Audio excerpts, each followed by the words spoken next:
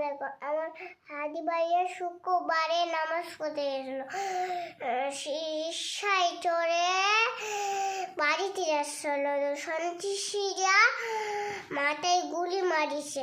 তখন রিক্সাওয়ালা দেখেছে, তখন তাড়াতাড়ি হসপিটালে নিয়ে গেছে। মাথায় করে গুলি মারিছে, তখন অনেকগুলো রক্ত বের হয়েছে। রক্ত বের হওয়ার পরে রিক্সাওয়ালা দেখেছে, তাড়াতাড়ি হসপিটালে নিয়েছে। হয়নি।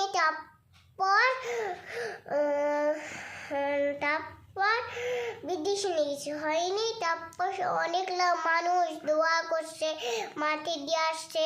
তখন একটা ফুলের গাছ দিয়ে দিয়েছে, তখন আর হয়নি। হাদি ভাইয়ার নাম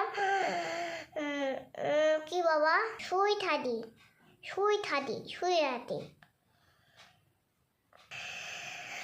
আমার হাদি ভাইয়ার জন্য আমি কান্না করছি।